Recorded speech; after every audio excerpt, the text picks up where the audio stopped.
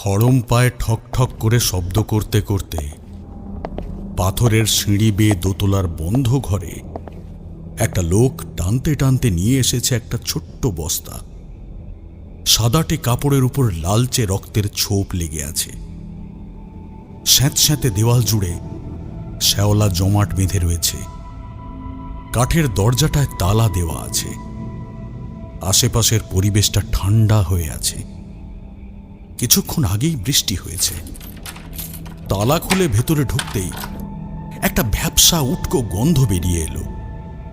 একটা চাপা গোঙানির স্বর আর মৃদু গরম নিঃশ্বাসের শব্দ বাতাসের অর্বাচীন নিঃসঙ্গতা ভেদ করে জেগে উঠল। ভেতরে ঢুকে লোকটা জিজ্ঞেস করল, বাবা, জেগে আছো? সামনে থেকে একটা শিকলের ঘষার আওয়াজ ভেসে এলো। তার সাথে একটা চাপা গর্জনের মতো গোঙানি। অন্ধকারে আবছা একটা প্রতিমূর্তি দেখা যাচ্ছে। রোগা, চিমসে, হাড় গিলগিলে একটা চেহারা। প্রতিটা কঙ্কালের ভাঁজ যেন বাইরে থেকে বোঝা যাচ্ছে। মাথার চুলগুলো লম্বাটে, উড়োঝুড়ো, এবং তার চারপাশে একদল মাছি ভনভন করছে। পুরো বাতাস জুড়ে একটা তীব্র উৎকট গন্ধ বেরোচ্ছে। খিদে পেয়েছে জানি, 3 সপ্তাহ হলো কিছুই তো খাওনি। খাবার এনেছি। এই বলে সে বস্তাটা টানতে টানতে ভেতরে নিয়ে এসে এগিয়ে দিল। বস্তার ভেতর থেকে বেরিয়ে এলো একটা রক্তাক্ত ছোট হাত। সামনের প্রাণীটা হাবাতের মতো ঝাঁপিয়ে পড়ল। তারপর গোঙাতে গোঙাতে খেতে শুরু করলো হাতটা। কচকচ করে কাঁচা মাংস চিবিয়ে খাওয়ার শব্দ প্রতিধ্বনিত হতে থাকলো ঘর জুড়ে। প্রাণীটার মুখ থেকে রক্ত মাখা কাঁচা মাংস একটু একটু করে ঝুলে পড়েছে। সামনে দাঁড়িয়ে ছেলেটা বেশিক্ষণ এই দৃশ্য সহ্য করতে পারল না। সে দ্রুত ঘর থেকে বেরিয়ে এসে হড়হড় করে বমি করতে শুরু করল। কিছুটা ধাতস্থ হতেই সে আবার দরজা বন্ধ করে দিয়ে বলল, বাবা, তোমার খাওয়া দেখতে দেখতে আমারও এখন কিরকম নেশা হয়ে গেছে। টলতে টলতে সিঁড়ি দিয়ে আবার একতলার ঘরে নেমে এলো লোকটি। ঘর পেরিয়ে রান্নাঘরের দরজা খুলে ভেতরে ঢুকল। সেইখানে আরেকটা বস্তা রাখা আছে। তাতেও গাঢ় কালচে লাল রক্তের ছাপ লেগে আছে। সেইখান থেকে বের করে আনলো আরেকটা কাটা পা। হাতে তুলে নিল মাংস কাটার বড় ছুরিটা। তারপর আর কি, ঠং ঠং করে একবার বাড়ি পড়তে লাগলো সিমেন্টের স্ল্যাবের ওপর। আর তার সাথে তাল মিলিয়ে বাইরে একটা তীব্র শব্দে বাজ পড়ল।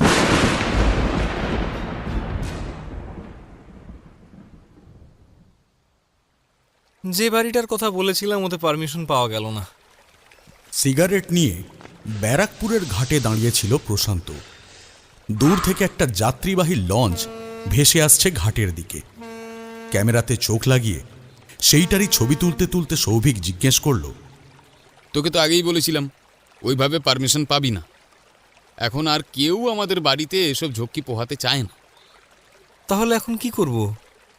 সৌভিক প্রশান্তর থেকে সিগারেটের কাউন্টার নিয়ে বলল, আমাদের এমন কোনো একটা বাড়ি খুঁজতে হবে যেটা একরকম অ্যাবান্ডান। ওখানে পারমিশন নিয়ে কোনো সমস্যা হবে না। কলকাতা থেকে কাছাকাছি একটা ব্যবস্থা করতে হবে।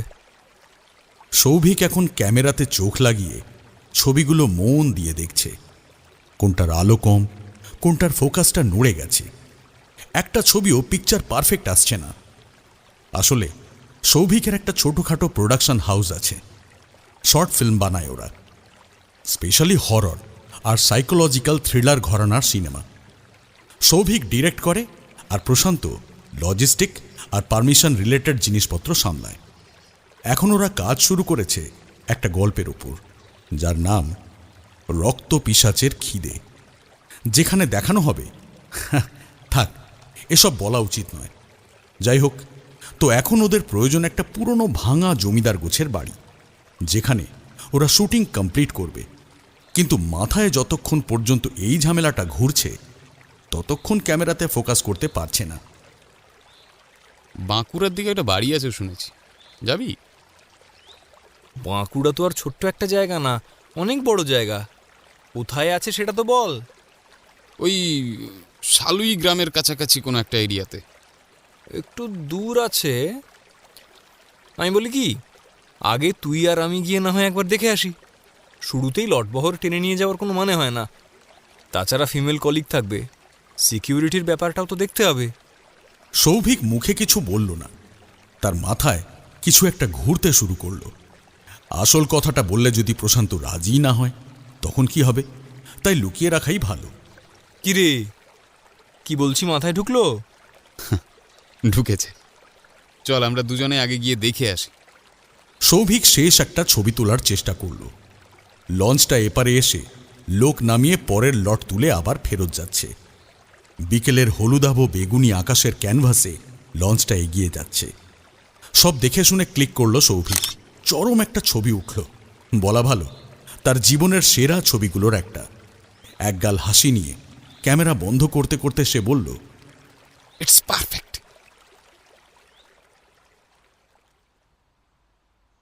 দুদিন বাদে তাদের যাওয়া ঠিক হলো। যাওয়ার আগের দিন রাতে সৌভিকের কিছুতেই ঘুম আসতে চাইল না। খাটের উপর বসে বাবার একটা পুরনো ছবি আঁকড়ে ধরে রেখেছিল। চোখ দুটো ছলছল করছে। নিজের মনে মনেই সে বলে উঠল, তোমার উধাও হবার কারণ আমি বের করবই বাবা। পরের দিন সকালে লড়ঝড়ে সরকারি বাস থেকে দুজন যখন নামল তখন প্রায় সকাল 9টা বাজে। হাঁটতে হাঁটতে একটা ছোটখাটো বাজার গোছের জায়গায় তারা এসে পড়ল। এক রাশ লোক এখানে জটলা করে দাঁড়িয়ে আছে। তার সাথে একটা উটকো মরা গন্ধ নাকে আসছে। কি ব্যাপার বলতো, এত লোক জড়ো হয়ে আছে, কিছু হয়েছে নাকি? বুঝতে পারছি না, চল গিয়ে দেখি।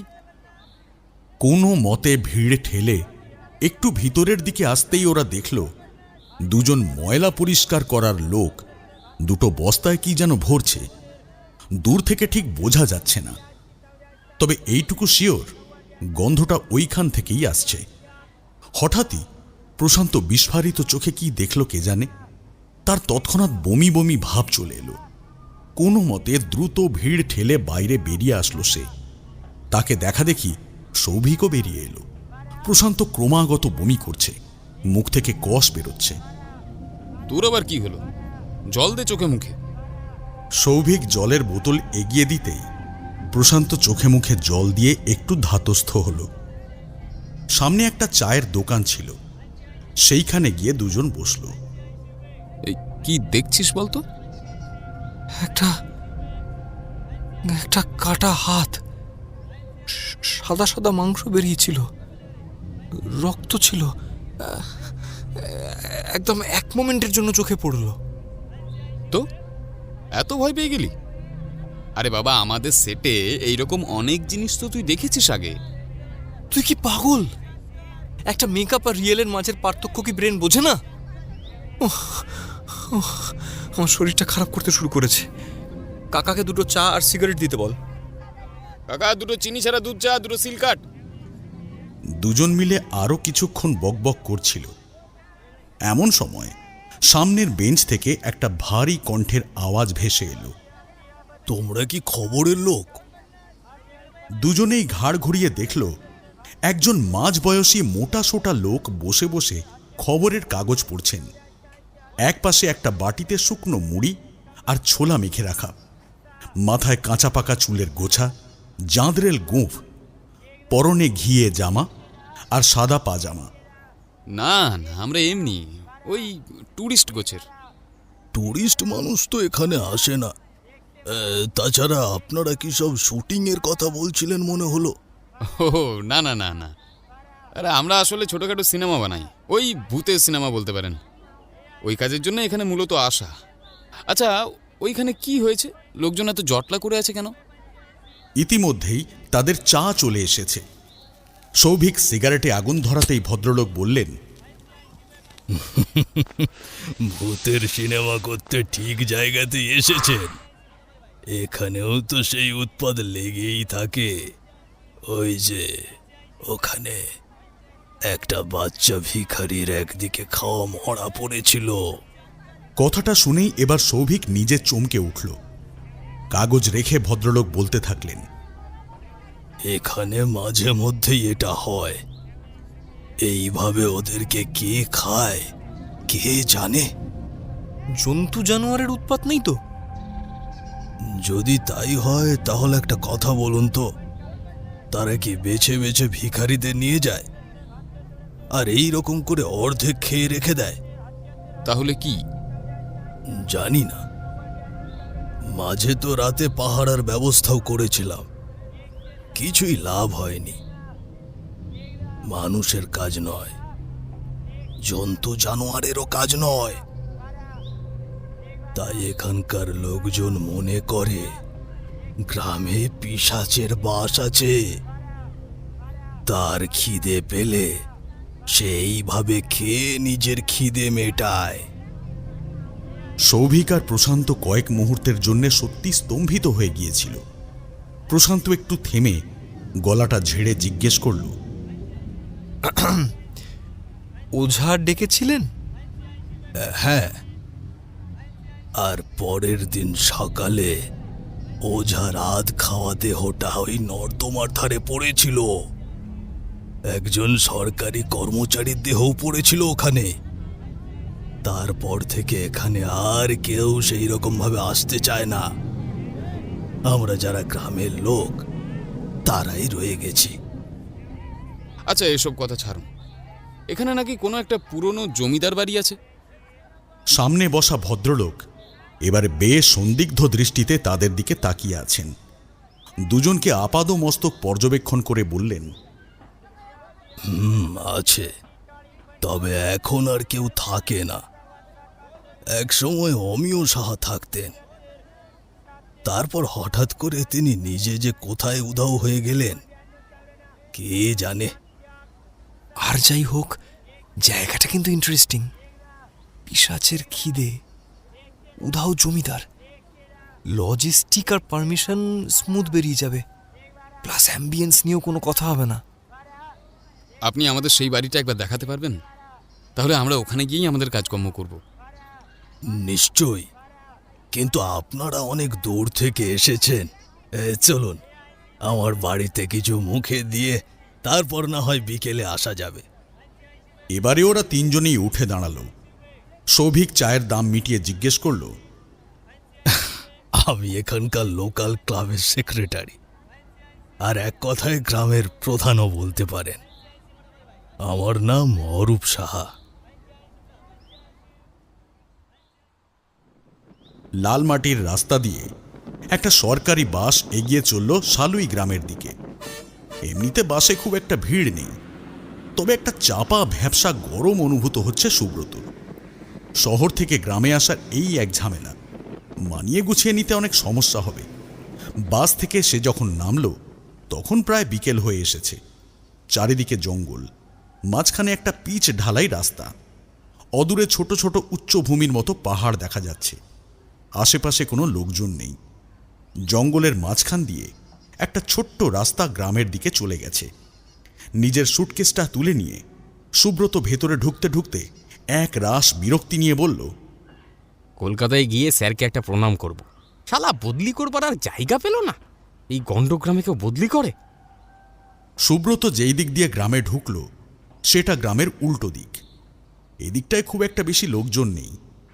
কয়েকজন পথ চলতি শুধু তাকে দেখে এড়িয়ে গেল। কিন্তু এখন তাকে দেখতে হবে রাতটা কোথায় কাটানো যায় আর কি খাওয়া যায়।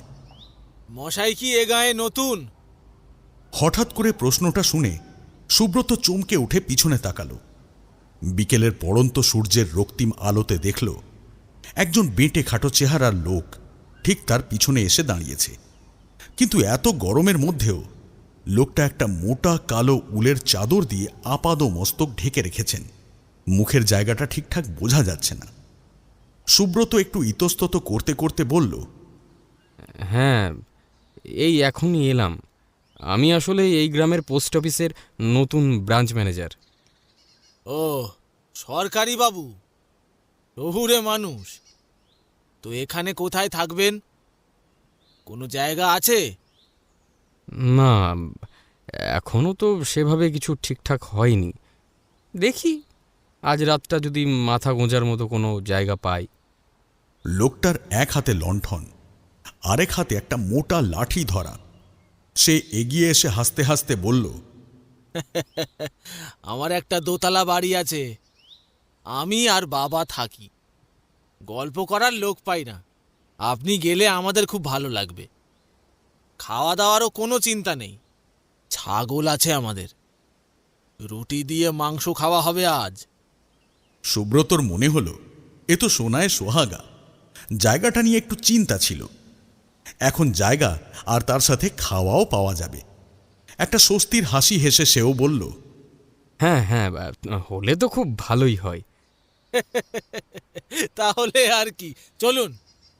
লোকটা সুব্রতর পাশ দিয়ে যেতেই ধক করে একটা গন্ধ তার নাকে ঠেকল। অনেকটা উগ্র পচা চামড়ার গন্ধ। মানুষ মরে গিয়েও অনেক দিন মৃতদেহ ফেলে রাখলে যেমন গন্ধ বেরোয়, অনেকটা ওই রকমই গন্ধ। সুব্রত নাকে রুমাল চেপে ধরে বলল, আপনার চাদরটা থেকে মনে হয় পচা গন্ধ বেরোচ্ছে।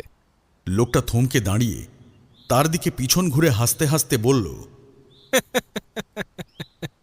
ওটা চাদর থেকে না, আমার শরীর থেকে আসছে। আপনার শরীর থেকেও তো আসছে শহরের সুন্দর গন্ধ। চলে আসুন, চলে আসুন। সুব্রতর মনে হলো লোকটা কিরকম একটা অদ্ভুত ধরনের। একটা অদ্ভুত অস্বস্তি হচ্ছে, কারণ লোকটার মুখটা ঠিকঠাক বোঝা যাচ্ছে না, তার উপরেই পচা গন্ধ। নিজের মনে মনেই হাঁটতে হাঁটতে দুজন এসে দাঁড়ালো একটা দোতলা পুরনো পাকা বাড়ির সামনে।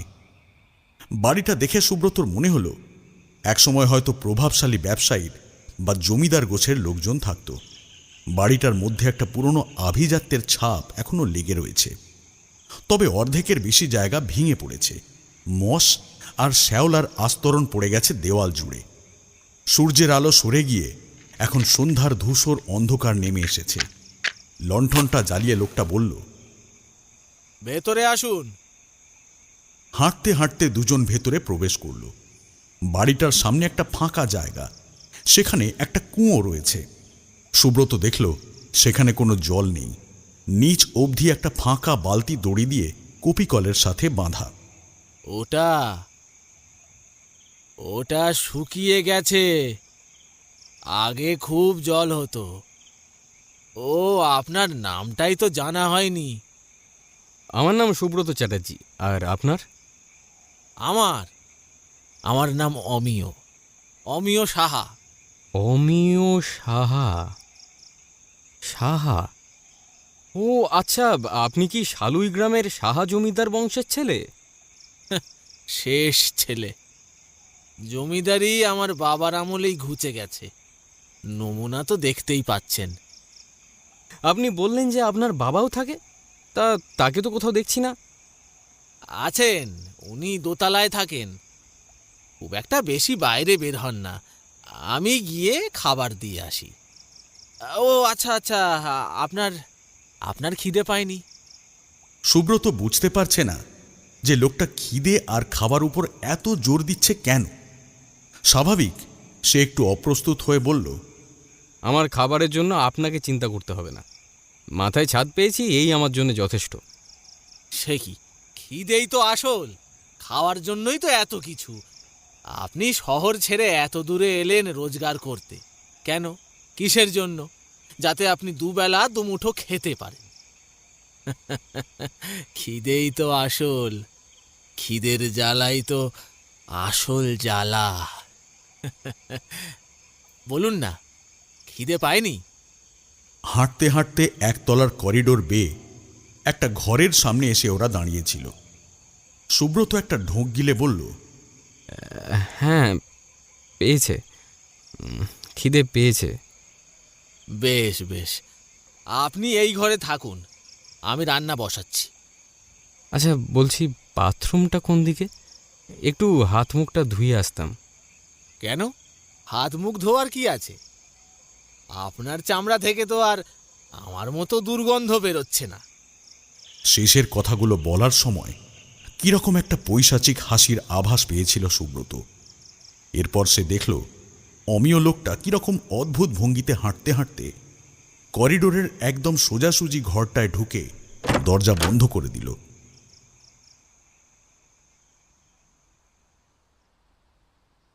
বিকেলের আলোটা হালকা হয়ে এলে তিনজন রওনা দিল সেই পরিত্যক্ত জমিদার বাড়ির দিকে। হাঁটতে হাঁটতে প্রশান্ত জিজ্ঞেস করল, এই বাড়িটার কোনো স্পেসিফিক জিনিস আছে? আপনি কি এটা জানতে চাইছেন যে বাড়িটা আদেও হানা বাড়ির তকমা পেয়েছে কিনা? তাই তো? হ্যাঁ, ওই রকমই। না, আপাতত সেই রকম কিছু হয়নি। যদিও আপনাদের সিনেমার মতো আমাদের গাঁয়ের কেউ সাহস করে ওই বাড়িতে নিশি যাপনের ইচ্ছে প্রকাশ করেনি, তাই ওসব তকমাও পড়েনি। আচ্ছা, যে ভিখিরিগুলো মরছে আপনি কখনো জানার চেষ্টা করেননি যে এর সাথে ওই বাড়ির কোনো সম্পর্ক আছে কিনা? অরূপবাবু এই প্রশ্নে বেশ কিছুক্ষণ চুপ করে থাকলেন। এতক্ষণ তারা হাঁটতে হাঁটতে গ্রামের মূল জায়গাটা পেরিয়ে একটা জঙ্গলের মতো জায়গায় এসে পড়েছে। এবারে অরূপবাবু অনেকটা চোয়াল শক্ত করে বললেন, কিছু কিছু প্রশ্নের উত্তর না পাওয়াই ভালো। আপনারা বাইরের লোক, এখানে সিনেমা করতে এসেছেন, করবেন, চলে যাবেন। কথাটা একটু রূঢ় মতো শোনালো। সৌভিক আরও কিছু বলতে চাইছিল, কিন্তু প্রশান্ত তার হাত চেপে ধরে তাকে চুপ থাকতে বলল। হাঁটতে হাঁটতে তারা এসে পৌঁছালো তাদের গন্তব্যের কাছে। ভাঙা বড় দোতলার জমিদার বাড়িটা দাঁড়িয়ে আছে পাষাণের মতো। চারিদিক থেকে গাছপালা জড়িয়ে রেখেছে। মশ আর শ্যাওলার দল একটু একটু করে ঘুণ পোকার মতো গিলে খাচ্ছে। সৌভিক ক্যামেরা বের করে বাড়িটার ছবি তুলতে শুরু করলো। একবার ভেতরে গিয়ে দেখা যায়? ভেতরে তো যেতেই হবে, নইলে আপনারা বুঝবেন কি করে। আসুন। প্রশান্ত আর সৌভিক তার পিছন পিছন ঢুকতে শুরু করল। বাড়ির ভেতরের পরিত্যক্ত শুকনো কুয়োটা ঘাঁটি গেড়ে বসে আছে। উঠোন পেরিয়ে করিডোরে যখন ওরা এলো, তখন একটা নোংরা আষ্টে গন্ধ নাকে আসতে শুরু করল। অনেক দিন পর বাড়িতে সবকিছু নাড়া পড়ল, তাই ভ্যাপসা গুমোট গন্ধটা বেরোচ্ছে। সৌভিক আর প্রশান্ত দুজনেই জানে এই গন্ধ ভ্যাপসা গন্ধ নয়। বহুদিন ধরে মরদেহ পচে গেলে এই গন্ধ বেরিয়ে আসে। তারা কোনো কথা না বলে ঘরগুলো দেখতে আরম্ভ করল। অধিকাংশই ভগ্নপ্রায়। কড়া সর্ষের তেলের একটা উগ্র গন্ধ বেরোচ্ছে। এরপর তারা সিঁড়ি দিয়ে দোতলার করিডোরে এসে দাঁড়ালো। এখানে একটাই ঘর আছে, তবে সেটা তালা বন্ধ। জানলাগুলো ভিতর থেকে বন্ধ।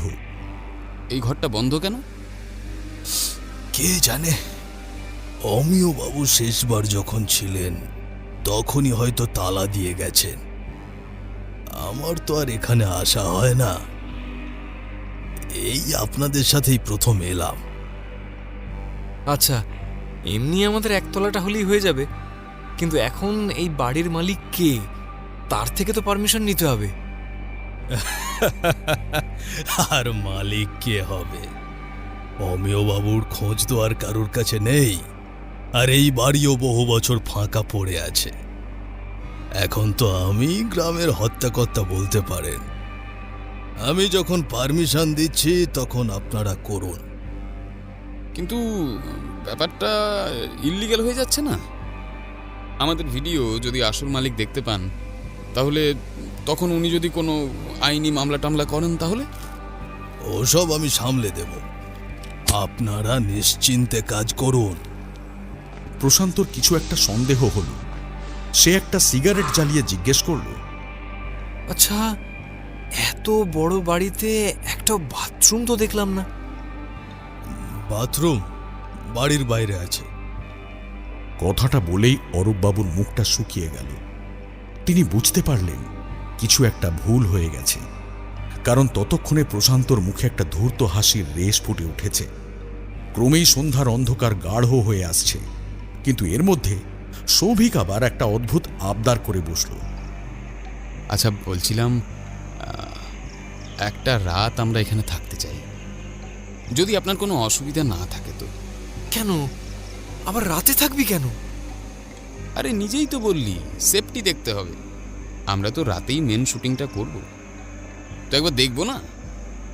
আপনারা একাই থাকবেন? হ্যাঁ হ্যাঁ, আমরা দুজনেই থাকবো। রাতের খাওয়া দাওয়ার পর আমরা চলে আসবো, কাল সকাল সকাল আবার ফিরে যাব। অরূপবাবু আর বেশি ঘাঁটালেন না। 3 জন বাড়ি থেকে বেরিয়ে এলেন। সন্ধ্যার হাট বসেছে। সৌভিক একটা দোকান থেকে কিছু মশা মারার ধূপ আর কার্বলিক অ্যাসিড কিনে নিল। রাতের খাবার সময় অরূপবাবু জিজ্ঞেস করলেন, আচ্ছা, একটা কথা বলুন তো, আপনারা এই জমিদার বাড়ির খোঁজ পেলেন কি করে? আমরা তো এসব কাজ করেই থাকি, আমাদের কাছে খবর চলে আসে অরূপবাবু। তার জন্য অবশ্য কিছু সোর্স থাকতে হয়। প্রশান্ত দেখল ভদ্রলোক নিজে খাচ্ছেন মুড়ি আর দুধ, অথচ তাদের জন্যে মুরগির মাংস আর ভাত দেওয়া হয়েছে। অরূপবাবু বারবার তাদের খাবারের দিকে তাকাচ্ছেন, কিন্তু নিজে সেই খাবার খাচ্ছেন না। আপনি বুঝি মাংস খান না? না না, সব খাই আমি, কিন্তু রাতে এত গুরুপাক ভোজন আমি করি না, শরীরটা অস্বস্তি করে। প্রশান্তর একটু হাসি পায় শেষের কথাটা শুনে। ভদ্রলোক যে হারে ফুলেছেন, তারপর শরীরচর্চা হিসেবে কেবল রাতের গুরুপাক ভোজন পরিহার করা অত্যন্ত বিলাসিতা বলেই মনে হয়। আমার কথা বাদ দিন তো, বলছি আপনাদের ভূত প্রেতের ভয় নেই? আপনি তো বললেন যে এই বাড়িতে কিছুই নেই, তাহলে এখন আপনি এসব জিজ্ঞাসা করছেন কেন? আমি বলছি যে কেউ ওই বাড়িতে রাত কাটায়নি, তাই ও বাড়িতে আদেও কিছু আছে কিনা সেটা আমার জানা নেই। আমরাই গিয়ে দেখি না হয়, যদিও ভূত প্রেত থাকলে ভালোই হবে, একটা রিয়েলিস্টিক টাচ পাওয়া যাবে। আরে ভূতের সিনেমা, ভূতের প্রত্যাবর্তন, তাই তো? সৌভিকের কথা শুনে 3 জনেই একরকম হেসে উঠল, যদিও 3 জনের মনের মধ্যেই এখন একটা চাপা উৎকণ্ঠা বিরাজ করছে। রাত ক্রমশ গভীর হয়ে আসছে। তারা যখন বাড়ি থেকে বেরিয়ে আসছে, তখন অরূপবাবু বললেন, আপনাদের জন্য আমার শুভ কামনা রইল। আশা করি রাতটা নির্বিঘ্নেই কাটবে।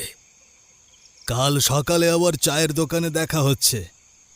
সৌভিক আর প্রশান্ত দুজনেই বিদায় জানিয়ে হাঁটতে হাঁটতে বাড়িটার কাছে এসে পড়ল।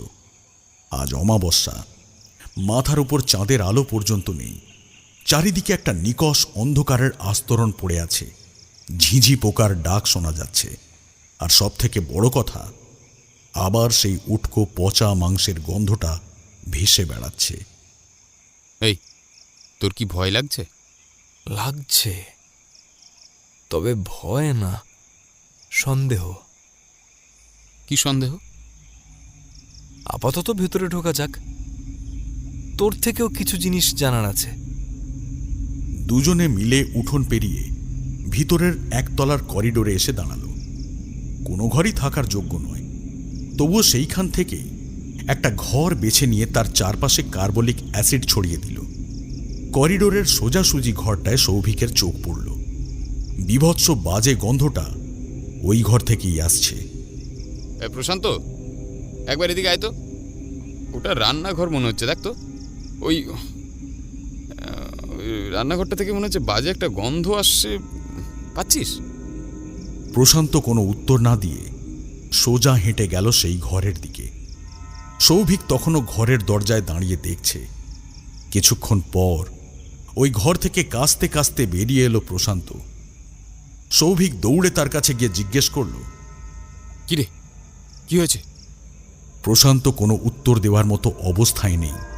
সে তখনও কাস্তে কাস্তে এক দলা কষ মুখ থেকে বের করল। শরীরটা খারাপ লাগছে তার। কোনো রকমে টলতে টলতে প্রশান্ত বাড়ির বাইরে বাথরুমের দিকে এগোতে থাকল।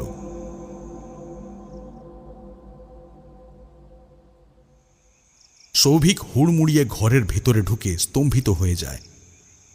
সারা ঘর জুড়ে পড়ে আছে পচা মাংস আর চামড়া।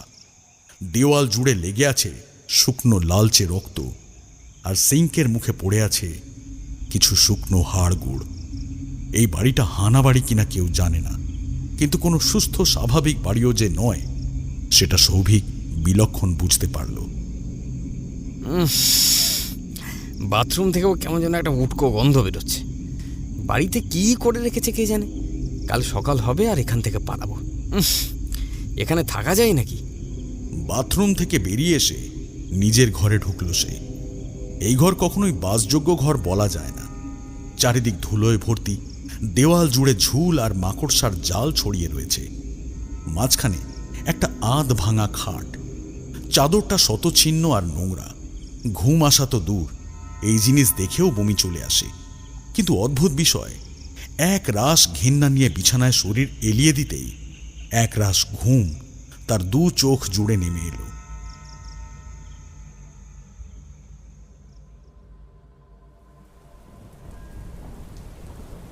কতক্ষণ ঘুমিয়েছে খেয়াল নেই।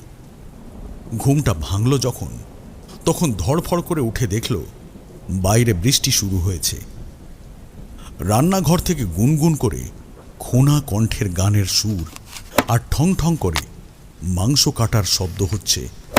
সুব্রতর খিদেও পেয়েছে খুব। ঘড়িতে সময় দেখল রাত 9টা বাজে। সে উঠে এসে বাইরে দেখল রান্নাঘরের দরজা আধ খোলা। কাঁপা কাঁপা পদক্ষেপে সে রান্নাঘরের ভেতরে উঁকি মারল। সারা রান্নাঘর জুড়ে ছড়িয়ে আছে রক্ত আর ছাগলের কালচে চামড়া। দেওয়াল জুড়ে ছড়িয়ে আছে রক্ত। এ কি করছেন অমিয়বাবু? সুব্রত দৌড়তে দৌড়তে নিজের ঘরে চলে এলো। সে নিজেও বুঝতে পারছে না এ কোন দৃশ্য দেখল সে। না না না না না, এখানে এসে ভুল করে ফেলেছি। যে করে হোক এখান থেকে বেরোতে হবে। সবে সুটকেসটা হাতে তুলে নিয়েছিল, এমন সময় পিছন থেকে সেই খসখসে কণ্ঠস্বরটা শুনতে পেল। কোথাও যাচ্ছেন নাকি? আমি তো আপনার জন্য খাবার নিয়ে এলাম। আপনি আপনি একটু আগে ওটা কি করছিলেন? আপনি একবার এদিকে তাকান। দেখুন তো, দেখুন খাবার পছন্দ হয়েছে কিনা। সুব্রত একটু একটু করে পিছন ফিরে তাকালো। একটা কাঁসার থালায় সাজানো আছে কালচে পোড়া পোড়া 3টে রুটি, আর একটা বাটিতে কালচে পোড়া মাংস। তবে সেটা রান্না করা নয়, কাঁচা মাংস শুধু পুড়িয়ে দিয়ে দেওয়া হয়েছে। সে মুখ তুলে উপরে তাকালো। অমিয়বাবুর সম্পূর্ণ চেহারা জুড়ে লাল রক্ত লেগে আছে। মাথার চুলগুলো ভিজে মুখের সামনে পড়ে আছে। জিভ বের করে হাসছে।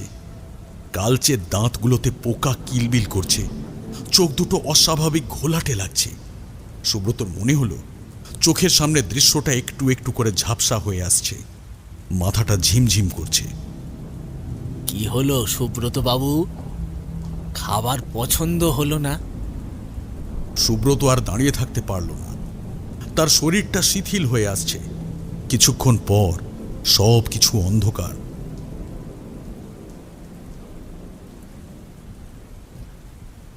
কতক্ষণ অজ্ঞান ছিলেন কে জানে। যখন জ্ঞান এলো তখন দেখলেন এক পৈশাচিক দৃশ্য। তাকে বেঁধে রাখা হয়েছে একটা বদ্ধ ঘরে। কিছু বুঝে ওঠার আগেই তিনি দেখলেন তার পাশ দিয়ে কি একটা গড়িয়ে পিছনের দিকে চলে গেল। ঘাড় ঘুরিয়ে দেখলেন পেছনে আরেকটা আবছা ছায়ামূর্তি কুকুরের মতো উবু হয়ে বসে আছে। প্রাণীটা দুহাতে জিনিসটা তুলে নিল। তারপর বুভুক্ষ প্রাণীর মতো কচকচ করে সেটা খেতে শুরু করল। তার 2 হাত আর পা শিকল দিয়ে বাঁধা আছে। আপনি আমার বাবাকে দেখতে চেয়েছিলেন, এই যে আমার বাবা। সুব্রত দেখল তার সামনে দাঁড়িয়ে আছে অমিয়। তার 2 হাতে 2টো মাংস কাটার বড় দা ধরা রয়েছে। সেও বাবু হয়ে দরজার কাছে বসে পড়ল। অন্ধকারের মধ্যে থেকেই সে বলা শুরু করল। আমার বাবা আর মানুষ নেই সুব্রত বাবু। পেছনে যাকে দেখছেন তিনি পিশাচ, রক্ত পিশাচ। নিজেকে পিশাচ বানিয়ে দিয়েছে। কি করে হলো শুনবেন। তখন তখন আমারও জন্ম হয়নি, বাবারও জন্ম হয়নি। সুস্থ সবল ঠাকুরদা হঠাৎ করে এই একদিন বিয়ে করে আসলেন। প্রথম কয়েকদিন বেশ ভালোই কাটলো, কিন্তু কিন্তু তারপরই শুরু হলো আসল ঘটনা।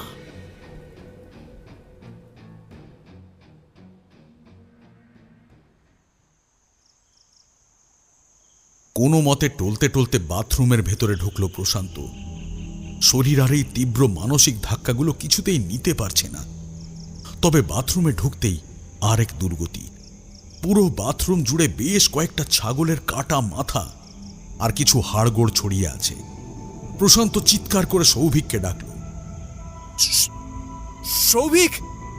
সৌভিক ছুটতে ছুটতে নিচে এসে বাথরুমের সামনে দাঁড়ালো। প্রশান্তর শরীর ভালো তো হলোই না, উল্টে আরো শরীর খারাপ হয়ে গেল। সৌভিক তাকে ধরে ধরে ভেতরে নিয়ে এলো। ব্যাগে জলের বোতল ছিল, সেইখান থেকেই জল নিয়ে চোখে মুখে জলের ঝাপটা দিল। শরীরটা একটু ধাতস্থ হলো প্রশান্ত। আমার আমার মনে হয় আমাদের বেরিয়ে যাওয়া উচিত। এই বাড়ি থাকার যোগ্যই না। এসেছি যখন তখন পুরো রাতটা থেকেই যাই। তোর কি হয়েছে বলতো? আসার পর থেকেই দেখছি তোর এই বাড়ির উপর একটু বেশি ঝোঁক রয়েছে। কি কেস খুলে বলতো? সৌভিক একটু ইতস্তত করতে থাকলো। কিভাবে বলবে, কিভাবে শুরু করবে বুঝতে পারছে না, কিন্তু বলতে তো হবেই। নিজেকে একটু গুছিয়ে নিয়ে সৌভিক বলল, আমি এখানে এসেছি একটা জিনিস দেখার জন্য। বছর 25 আগে আমার বাবা এখানে পোস্টিং হয়েছিল, কিন্তু বাবা নাকি ডিউটিতে রিপোর্ট পর্যন্ত করেনি। তখন থেকেই জায়গাটা সম্পর্কে খোঁজ খবর নিতে শুরু করি। বাবা হয়তো এই বাড়িতেই উঠেছিল। প্রশান্ত এতক্ষণ ধরে শান্তভাবে তার কথা শুনছিল। সে অবাক হয়ে গেল সৌভিকের মুখে এই কথা শুনে। তার মানে এই ফিল্ম শুটিং এইগুলো সব মিথ্যে?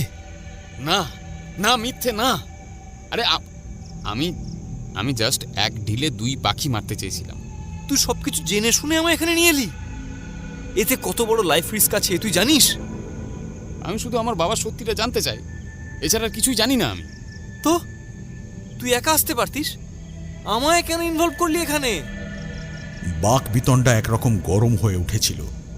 হঠাৎ একটা শব্দে দুজনেই থেমে গেল। ঘরের ভেতরে কেউ যেন ঢুকেছে। মুহূর্তের মধ্যে দুজন সজাগ হয়ে গেল। একটা শুকনো আষ্টে গন্ধ আসতে শুরু করল। সৌভিক একটা ঢোক গিলে বলল, আমার মনে হয় ওই দোতলার বন্ধ ঘরেই সব রহস্য লুকিয়ে আছে। একবার গিয়ে দেখবি? আমি কিচ্ছু বুঝতে পারছি না। তুই এইসব করতে আসবি জানলে আমি কখনো এখানে আসতাম না। যদি কোনো বিপদ নাও হয় তবুও এ বাড়িতে শুটিং সম্ভব নয়, কারণ এই বাড়িতে কেউ না কেউ এখনো আছে, নিশ্চয়ই আছে। তুই জানলি কি করে? অরূপ বাবুর কথাগুলো একটু খেয়াল করলে তুইও বুঝতে পারতিস। অরূপ বাবু?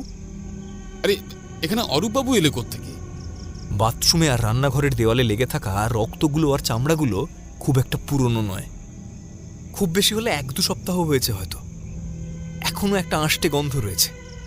তাছাড়া যে মানুষ প্রথমবার এই বাড়িতে এসেছে সে বাড়ির বাথরুম বাইরে এই কথাটা জানলো কি করে?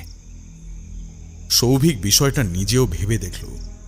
সত্যি এই সূক্ষ্ম বিষয়গুলো সে নিজেও খেয়াল করেনি।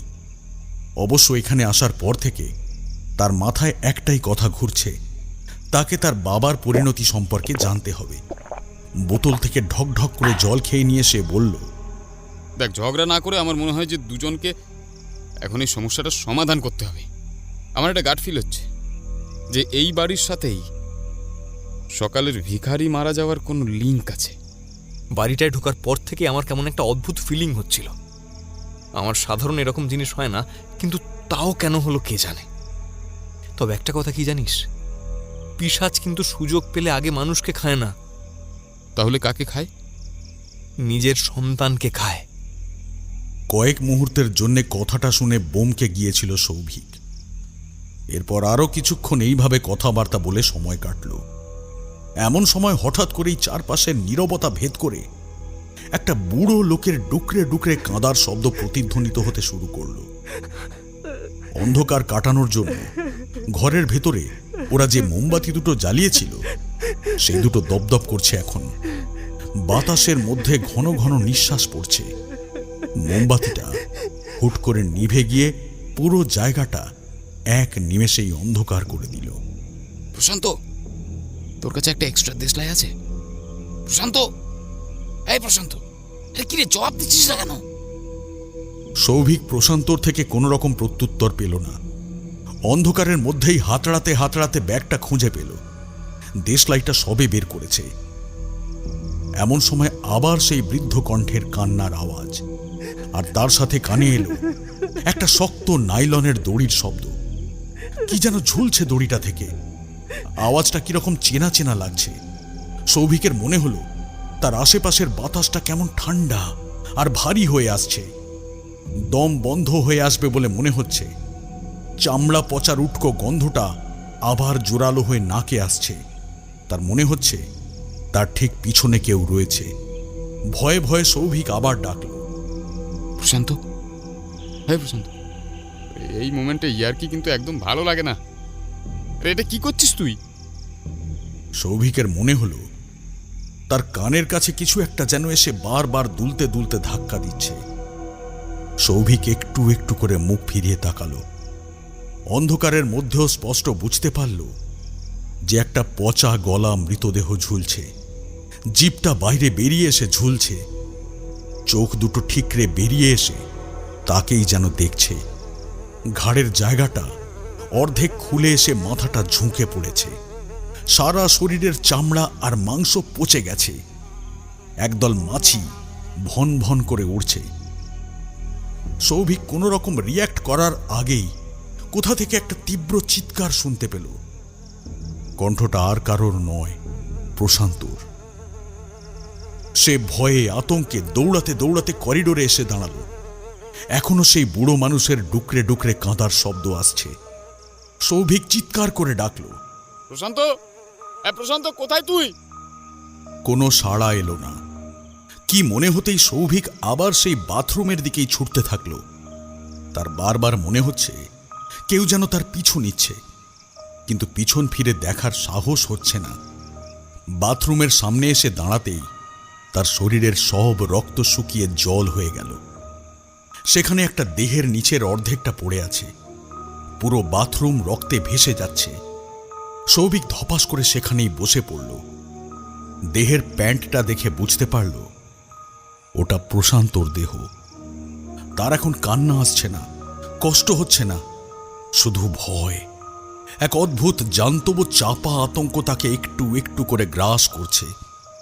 সে খেয়ালও করল না যে একটা কালো আবছা অবয়ব দূর থেকে সরে পড়ল। কিরকম একটা ঘোরের মধ্যে সে চলে গিয়েছিল। ঘোরটা কাটল একটা শব্দে, ঘড়ির শব্দ। ঢং ঢং করে সময় জানান দিচ্ছে, কিন্তু ঘড়ির শব্দের সাথে তাল মিলিয়ে আরেকটা শব্দ আসছে, মাংস কাটার শব্দ, বুচার নাইফের সজোরে আঘাত করার শব্দ। আর সেটা আসছে রান্নাঘর থেকে। কোনো মতে টলমল পায়ে টলতে টলতে আবার রান্নাঘরের দিকে এগোতে থাকলো সৌভিক। না জানি এবার কি দৃশ্য অপেক্ষা করছে তার জন্য। এক পা দু পা করে যত সে এগোচ্ছে ততই শব্দটা জোরালো হচ্ছে। দরজাটা আধ খোলা করে রাখা। ঘড়ির শব্দ সেই কখন 12 অতিক্রম করে গেছে, কিন্তু এখনো ঢং ঢং করে আরো ঘন্টা বেজে চলেছে। সৌভিক দরজা খুলে ভেতরে ঢুকতেই সব স্তব্ধ।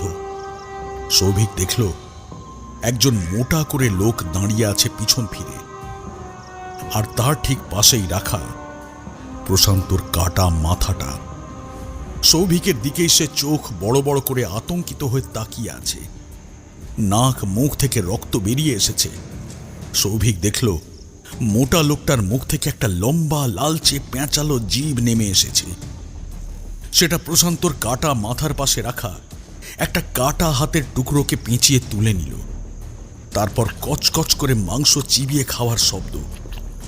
কে কে তুই? লোকটা হাত থেকে বুচার নাইফ রেখে সৌভিকের দিকে একটু একটু করে ফিরে তাকালো।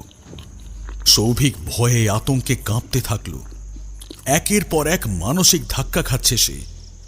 লোকটার সারা মুখ ভর্তি রক্তে মাখামাখি হয়ে আছে। লোকটা কালো কালো দাঁতগুলো বের করে হাসতে হাসতে বলল, আমায় চেনা যাচ্ছে না? অরূপ সাহা আমি।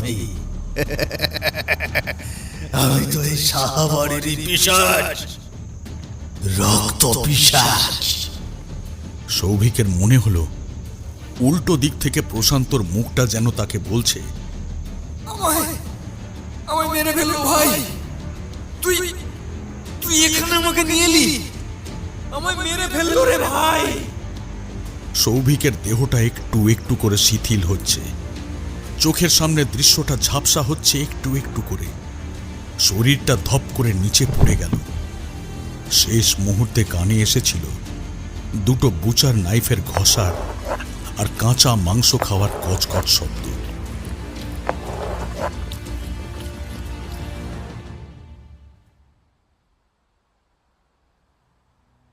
তখন এই সাহা জমিদার বাড়ির এক অন্য রূপ ছিল। বাড়ি ভর্তি চাকর আর লোকজন ভর্তি ছিল। একরকম গম গম করত সারা দিন এই জায়গাটা। সামনের খালি জায়গাটায় মাঝে মাঝে ছোটখাটো হাট বসত। বাড়ির মেয়ে বউরা দালান থেকে লোকজনের আনাগোনা আর জিনিসপত্র দরদাম করত। এক কথায় পুরো জায়গাটা একরকম জীবন্ত ছিল। এরপর এলো সেই অভিশপ্ত রাত। সেদিন ছিল অমাবস্যার আগের রাত। আকাশে চাঁদের আলো ফোটেনি, মাঝে মাঝে শ্বেত বিদ্যুতের ঝলকানি দেখা যাচ্ছে। এমতো অবস্থায় রাজবাড়িতে প্রবেশ করলেন দীর্ঘদেহী বামাচারী সাধক অন্নদা মঙ্গল শাস্ত্রী। সদ্য বিবাহিত নবদম্পতি পা স্পর্শ করে প্রণাম করলেন। তারপর তাকে নিয়ে গেলেন অন্দরমহলে। গুরুদেব, আমি এই বাড়ির নববিবাহিতা স্ত্রী, তাই সম্মানের খাতিরে আমাকে মুখ বুজে সহ্য করতে হয়। কিন্তু আপনি এর বিচার করুন। তোমার কিছু বলার নেই জমিদার মশাই? জমিদার মশাই মাথা নেড়ে বুঝিয়ে দিলেন ওনার কোনো বক্তব্য নেই। অবশ্য ওনার স্ত্রী যে অভিযোগ ওনার ওপরে এনেছে সেখানে বিশেষ কিছু বলার থাকেও না। আপনি কিছু একটা করুন গুরুদেব, নইলে এই মানুষটার জন্য হয়তো আমি কখনোই মা ডাক শুনতে পাবো না। তুমি দাঁড়াও মা, আমি পরীক্ষা না করে কিছুই বলতে পারবো না। তাই আজ রাতে আমি তোমাদের দুজনকেই পরীক্ষা করব। সেদিন রাতে দুজনকেই পরীক্ষা করলেন অন্নদা ঠাকুর। বাইরের অনেক মহিলার দল উদ্বিগ্ন হয়ে বসেছিল। সারা রাত অন্দরমহলের দরজা ভেতর থেকে বন্ধ হয়ে রইল। পরের দিন ভোরের প্রথম আলো ফোটার সাথে সাথে দরজা খুললেন ঠাকুর। তার মুখ জুড়ে একটা তীক্ষ্ণ হাসির রেশ। তবে যাওয়ার আগে তিনি একবার জিজ্ঞেস করলেন, মা, তুমি নিশ্চিত তো? আমি তোমার এই কাজের মাধ্যমে আসন্ন বিপদের কথাও বুঝিয়েছি।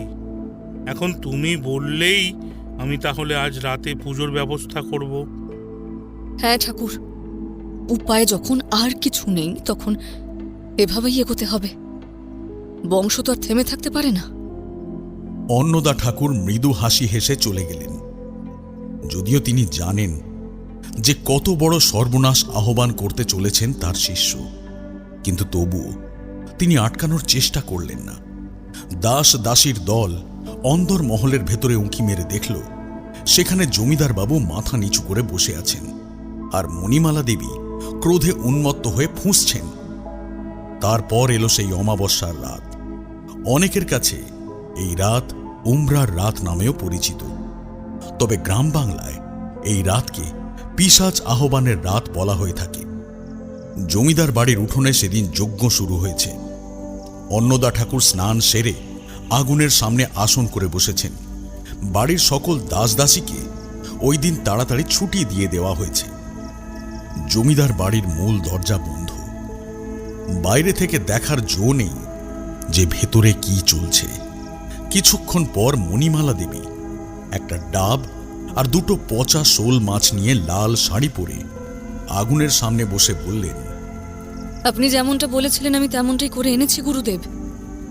রক্ত পিশাচ আহ্বান করতে যাচ্ছ মা, তাই আমি শেষবারের মতো জিজ্ঞেস করছি, তুমি মানসিকভাবে এই কাজের জন্য প্রস্তুত তো?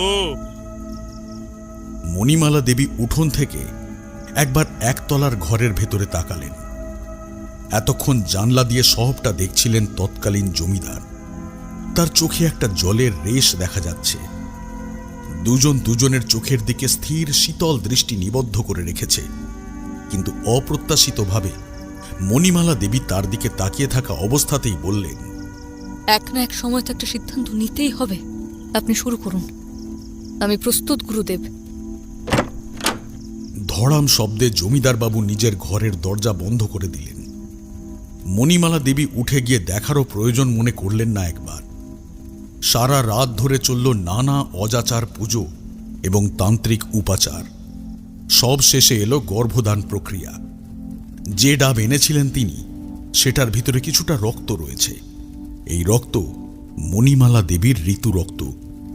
জন্ম এবং জীবনচক্রের মূলাধার হল এই চক্র। বেশ কিছুক্ষণ সেই রক্ত আগুনে পুড়িয়ে গরম করে অন্নদা ঠাকুর বললেন, এইবার পিশাচকে নিজের গর্ভদান করবে, আর আর পারলে সাবধানে থেকো মা। অন্নদা ঠাকুর সেই রক্তমন্ত্র উচ্চারণ করে শোধন করে মণিমালা দেবীর উদরে লেপে দিলেন। ধক করে মণিমালা দেবীর মনে হলো একটা অদ্ভুত অনুভূতি হলো তার শরীরের ভিতর। কিছু একটা যেন প্রবেশ করে গেল হঠাৎ করে। রক্ত, শিরা, মজ্জায় মজ্জায় সেটা তিনি অনুভব করলেন। যাও মা, অমনীষাকে তুমি আজ গর্ভে ধারণ করলে। এই জন্য হয়তো আর আমার দেখা কোনো দিনও পাবে না। তোমায় বারবার বারণ করেছিলাম, শোনোনি। নিজের মাতৃত্ব তোমায় পাগল করে দিয়েছিল। এই জীবনে যদি নিজের গর্ভের সন্তানের থেকে মাতৃত্বের স্বাদ না পেলাম, তাহলে এই জীবন তো না রাখাই শ্রেয়। আমি মেয়ে, আপনি এই জ্বালা হয়তো অনুভব করতে পারবেন না। বেশ, তুমি তোমার সংসার কিভাবে আগলে রাখবে সেটা তোমার ওপর। আমি তোমায় আশীর্বাদ করলাম। অন্নদা মঙ্গল ঠাকুর আর দাঁড়ালেন না। তিনি সেইখান থেকে বেরিয়ে এলেন। ভবিষ্যৎ দেখতে পাচ্ছেন তিনি। কিছুক্ষণ পরেই হয়তো মণিমালা দেবী নিজের প্রথম সর্বনাশের আঁচ পাবেন। যদিও আদৌ সেটাকে তিনি নিজের সর্বনাশ ভাববেন কিনা, সেই বিষয়ে যথেষ্ট সন্দেহ আছে। পূব দিক থেকে একটু একটু করে লালচে সূর্যের আভা উঠে আসছে। কাকের দল বাসা ছেড়ে উড়ে যাচ্ছে। মণিমালা দেবীকে দুজন দাসী এসে বলল, সর্বনাশ হয়ে গেছে। ওরা তাকে ধরে ধরে জমিদার বাবুর ঘরের দিকে নিয়ে যেতে থাকল। দরজাটা বাইরে ভেঙে পড়ে আছে। দুদিকে দাস দাসীরা দাঁড়িয়ে আছে। মণিমালা দেবী ভেতরে ঢুকে দেখলেন, উপরের কড়িকাঠ থেকে ঝুলছে জমিদার বাবুর নিথর দেহটা। চোখ দুটো ঠিকরে বাইরে এসে তার দিকেই তাকিয়ে আছে। জিভটা থুতনির কাছাকাছি এসে ঝুলছে। কয়েক মুহূর্ত স্তম্ভিত হয়ে মণিমালা দেবীর দৃষ্টি আটকে থাকল জমিদার মশাইয়ের ঝুলন্ত মৃতদেহটার উপর। এক মুহূর্তের জন্য চোখটা ছলছল করে উঠেছিল মনে হয়। তারপর নিজের ইস্পাত কঠিন কণ্ঠে বললেন, দেহ সৎকার করার ব্যবস্থা করো। দাস দাসীরা আদেশ পালন করল। 3 দিনের মাথায় শ্রাদ্ধ শান্তি অনুষ্ঠান করা হলো। এরপর এই গ্রাম আর জমিদার বংশ ঘিরে ঘনিয়ে আসতে থাকলো কালো অমানিসার রাত। জমিদার বাড়ির আশেপাশের জায়গাটা ক্রমান্বয়ে হ্রাস পেতে শুরু করল। একে একে দাস দাসীর দল কাজ ছাড়তে শুরু করল। সামনের বাজারটা সম্পূর্ণ উধাও হয়ে গেল। এক জমিদার গিন্নির অসুস্থ মানসিকতার জন্য পুরো একটা গোটা গ্রাম একটু একটু করে নিশ্চিহ্ন হওয়ার দিকে এগিয়ে গেল। এবারে বোঝা গেল আমার বাবা কিভাবে জন্মেছিল। মানুষ জন্মাতে 9 মাস সময় লাগে, আর আর পিশাচ জন্মাতে 9 দিন। ঠাকুর তার শ্রাদ্ধের আগেই আমার বাবা জন্মে যায়। তখন আর কোনো কথা বলার পরিস্থিতিতে নেই সুব্রত। এতক্ষণ ধরে অমিয় কথা বলতে বলতে তার এক একটা অঙ্গ কেটে কেটে বাবাকে খেতে দিচ্ছিল। এখন যেটা চিবিয়ে খাচ্ছে সেটা হলো সুব্রতর মাথাটা। একপাশে তার আধ খাওয়া দেহটা পড়ে আছে। একটু একটু করে অমিয় উঠে দাঁড়িয়ে বলল,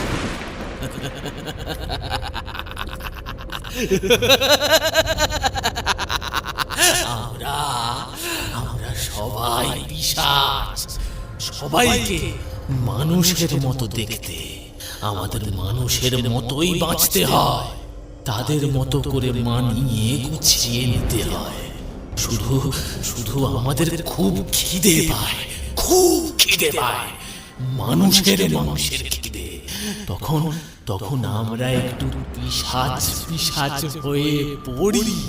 আসলে দিনের শেষে পিশাচের থেকে তো পিশাচই জন্মাবে, তাই না?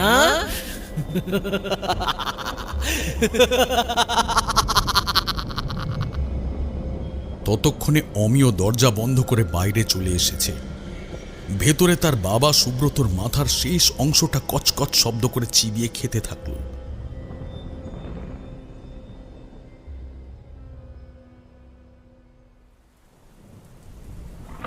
কতক্ষণ পরে জ্ঞান ফিরেছিল সৌভিকের খেয়াল নেই।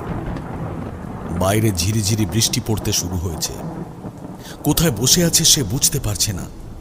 চতুর্দিক এতটাই অন্ধকার যে নিজের চেহারাটা পর্যন্ত ঠাহর করতে পারছে না। তার দুই হাত আর পা একসাথে বাঁধা।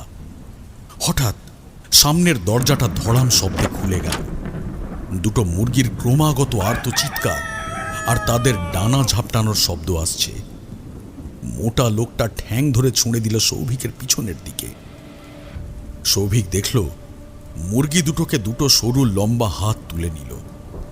তবে দুটো হাত যে আলাদা আলাদা প্রাণীর সেটা বুঝতে পারল। তারা প্রাণী, কারণ ওগুলো যে মানুষের হাত নয় সেই ব্যাপারে সৌভিক নিশ্চিত। দুটো প্রাণী কচকচ করে মুরগির মাংস চিবিয়ে খেতে থাকলো। বুচার নাইফ দুটো ঘষতে ঘষতে লোকটা সৌভিকের সামনে এসে বলল, পিশাচের রক্তে পিশাচ জন্মায়। পিশাচ কেমন দেখতে হয় জানো? ওই দেখো। এই বলে তিনি পকেট থেকে টর্চ বের করে সৌভিকের পিছনের দিকে আলো ফেললেন। সৌভিক বিস্ফারিত চোখে দেখল সেখানে দুটো কঙ্কালের মতো জরাজীর্ণ শরীর কুকুরের মতো উবু হয়ে বসে আছে। তাদের মুখ দুটো ছুঁচলো, লালচে, জিভ দুটো মুখের ওপর সর্বত্র ঘোরাফেরা করছে। চোখ দুটো ঈষৎ ঘোলাটে। দাঁতের ফাঁকে এখনো মুরগির কাঁচা মাংস আর রক্ত লেগে আছে। মুখ থেকে অনবরত কষ গড়িয়ে পড়ছে। সারা ঘর জুড়ে মুরগির সেই আঁশটে গন্ধটা ছড়িয়ে আছে। অরূপ আবার বলতে থাকল, যে ঘরে তোমরা ছিলে ওই ঘরেই ঠাকুরদার বাবা আত্মহত্যা করেছিলেন। আর সেদিনই জন্মেছিল বংশের প্রথম রক্ত পিশাচ। বছরের পর বছর ধরে এই জিনিস গ্রামবাসীদের থেকে লুকিয়ে রাখলে কি করে? রাখতে হয়, না রাখলে তো আমরা বেঁচে থাকবো না। রক্ত পিশাচের খিদে বড় ভয়ানক। আমাদের চামড়ার রক্ত পচতে থাকে। একটা বয়সের পর থেকে মানুষের টাটকা রক্ত মাংস না খেলে আমিও পুরোপুরি পিশাচ হয়ে যেতাম। বাবা ঠাকুরদার মতো বয়স হলে শিকারের ক্ষমতা কমতে থাকে। আর তাদের তো আমাদেরকেই দেখতে হবে। তার মানে ওই ভিখারিটাকে তুই? হঠাৎ করেই আপনি থেকে তুই হয়ে গেল। বাবা ঠিকই বলতো, সময়ের সাথে সাথে মানুষের ভেতরের পিশাচ বেরিয়ে আসে। এই যেমন এখন আপনার পিশাচটা বেরিয়ে এসেছে। যাই হোক, আজ আপনার বন্ধুকে আমি খেয়ে নিয়েছি। আপনাকে আমার বাবা আর না হোক আমার ঠাকুরদাই খাক। ওদেরও তো খুব খিদে পায়। খিদের জ্বালা আপনি তো বোঝেন। অরূপবাবু এবারে আবার উঠে দাঁড়ালেন, বুচার নাইফটা হাতে তুলে নিয়ে। সৌভিক মনে মনে প্রমাদ গুনল, হয়তো ওই রাতই তার শেষ রাত। সে কয়েক মুহূর্তের জন্য চোখ বন্ধ করে নিল, কিন্তু তখনই অরূপবাবু বললেন, না না, এভাবে নয়, এভাবে তো বড্ড একঘেয়ে হয়ে যাচ্ছে। আজ একটু মৎস্যভোগ, বাবা ঠাকুরদা একটু মৎস্য করুক। অরূপবাবু এগিয়ে গেলেন সেই দুই পিশাচের মধ্যে, তাদের হাতের শিকল বাঁধন খুলে দিলেন। কিন্তু তখনই পিশাচ দুটো তার হাত ধরে টেনে নিল নিজেদের দিকে। অরূপবাবু কিছু বুঝে ওঠার আগেই তার দুদিকের ঘাড়ে বসিয়ে দিল দুজনেই এক মরণ কামড়। ফিনকি দিয়ে রক্ত বেরিয়ে আসলো। সৌভিক দেখল ততক্ষণে প্রায় ঘাড়ের কাছের দুদিকের মাংস অর্ধেকের বেশি উঠে গেছে। শেষ মুহূর্তের জন্যে অরূপবাবুর দেহটা থরথর করে নড়তে শুরু করলো। চোখ দুটো ঠিকরে বাইরে বেরিয়ে আসতে চাইছে। সৌভিক কোনো মতে ততক্ষণে নিজের বাঁধন আলগা করে দরজার সামনে চলে গেল। ভেতরের ওই পৈশাচিক দৃশ্য তখন পুরো দস্তুর আকার নিয়েছে। অরূপবাবুর দেহটা মাঝখান থেকে দুভাগ হয়ে গেছে, আর সেইখান থেকেই দুই নরপিশাচ বুভুক্ষু কুকুরের মতো অতীব ঘৃণ্য প্রক্রিয়ায় রক্ত আর কাঁচা মাংস খাচ্ছে। সৌভিক ধড়াম শব্দে দরজাটা বন্ধ করে হাতল লাগিয়ে দিয়ে বৃষ্টি স্নাত করিডোরে তাকিয়ে মনে মনে বলল, পিশাচ সুযোগ পেলে আগে নিজের সন্তানদেরই খায়।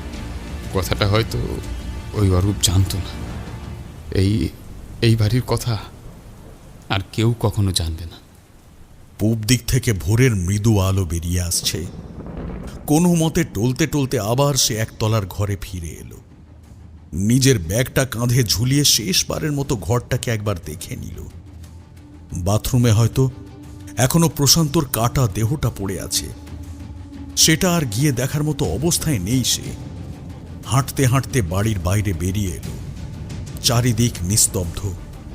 ভোরের সময় গত রাতের বৃষ্টি থেমে গেছে। পরিবেশটা ভিজে ভিজে হয়ে আছে। একদল পাখি বাসা থেকে উড়ে যাচ্ছে দৈনন্দিন জীবন ধারণের তাড়নায়। চোখটা ছলছল করছে সৌভিকের। শরীরটা খারাপ লাগছে। একবার ওই অরূপবাবুর বাড়িতে যেতে হবে, প্রশান্তর ব্যাগটা নিতে। সৌভিক হাঁটতে হাঁটতে অরূপবাবুর বাড়িতে এসে পৌঁছালো। তখন সূর্য মোটামুটি মাথার উপরে উঠে গেছে। বাড়ির চাকর দরজা খুলে বাড়ির সামনে জল দিচ্ছিল। সৌভিক ঘরে ঢুকে প্রশান্তর ব্যাগ নিয়ে বেরোনোর সময় অরূপবাবুর স্ত্রী আর তার ছেলে এসে দাঁড়ালো। তাদের চোখে মুখে প্রশ্নসূচক দৃষ্টি। সৌভিক মৃদু হেসে বলল, আমার বন্ধুর সাথে অরূপবাবু আছেন। কথাটা শুনে তার স্ত্রী আর সন্তানের মধ্যে একটা সূক্ষ্ম হাসির রেশ খেলে গেল। সৌভিক ভালো করে একবার ছেলেটার দিকে তাকালো। নিষ্পাপ মুখটার দিকে তাকালে এখনো বেশ একটা মায়া জন্মায় সৌভিকের। কিন্তু পরমুহূর্তেই অরূপবাবুর শেষের কথাগুলো মনে পড়ল। পিশাচের রক্তে তো পিশাচ জন্মায়, মানুষ তো নয়। সৌভিক উপলব্ধি করল একদিন এই বাচ্চাটাও হয়তো তার বাপ ঠাকুরদার মতো। না না, আর ভাবা যাচ্ছে না। সে ছেলেটার মাথায় অশ্লেষে একবার হাত বুলিয়ে বলল, আপনাদের ছেলেটাকে সামলে রাখবেন, ওকে অনেক ভালোবাসা দেবেন। কিন্তু বৌঠান যেটা বলল তার জন্য সৌভিক মোটেও প্রস্তুত ছিল না। এই ছেলে তাদের নিজের সন্তান নয়। বৌঠান সন্তান ধারণে অনুপযোগী। তাই বৌঠান শহরের এক নামী অনাথ আশ্রম থেকে এই বাচ্চাটাকে এনেছেন। সৌভিক একটা স্বস্তির নিঃশ্বাস ছাড়ল। যাক, তাহলে শেষমেশ এই মরণ খেলা শেষ হলো। সৌভিক ব্যাগ নিয়ে বাড়ির বাইরে চলে এলো। আজকে আর কোনো ভিখারির লাশ পড়ে নেই, আর হয়তো পড়বেও না। সবকিছুর মধ্যে কিরকম যেন একটা শান্তশিষ্ট ভাব আছে। সৌভিক কলকাতায় ফিরে গিয়ে ক্রু মেম্বারদের জানিয়েছিল প্রশান্ত হার্ট অ্যাটাকে মারা গেছে। সেদিনের রাতের অস্বাভাবিকতা আর ভয় তাকে গিলে খেয়েছে। গ্রামের লোকেদের সাথে সে দেহ দাহ করে এসেছিল। বন্ধুরা প্রথমে একটু ইতস্তত করেছিল, কিন্তু পরে ঠিক কাজ শুরু করেছিল। 2 সপ্তাহ পর প্রশান্তর শ্রাদ্ধ হল। সেই দিন বিকেলেই ফোন চেক করতে করতে গুগল নিউজে খবরটা দেখল সৌভিক। শালুই গ্রামের মোড়ে অস্বাভাবিক ভঙ্গিমায় 5টা ভিখারি ছোট ছোট বাচ্চার আধ খাওয়া মৃতদেহ উদ্ধার হয়েছে। কলকাতা থেকে একদল পুলিশ এই প্রথমবারের জন্য সেই গ্রামে গিয়ে তদন্ত করে দেখবে। আপাতত প্রাথমিক অনুসন্ধানে কিছুই উঠে আসেনি। সৌভিক মানুষ চোখে দেখল হয়তো একদিন এই পুলিশের আধ খাওয়া মৃতদেহগুলো পাওয়া যাবে ওই জমিদার বাড়ির কাছে। কিন্তু তবুও একটা প্রশ্ন থেকে যাচ্ছে। বৌঠান তো বলেছিলেন যে এই ছেলেটা তাদের সন্তান নয়, তাহলে কে করলো এই কাজ? এবারে তো একজন নয়, 5 জন। তার মানে নতুন কোনো রক্ত পিশাচের বংশ আছে ওই গ্রামে, যার খিদে অনেক বেশি। নাকি পুরো গ্রামটাই এখন পিশাচে ভরে উঠেছে?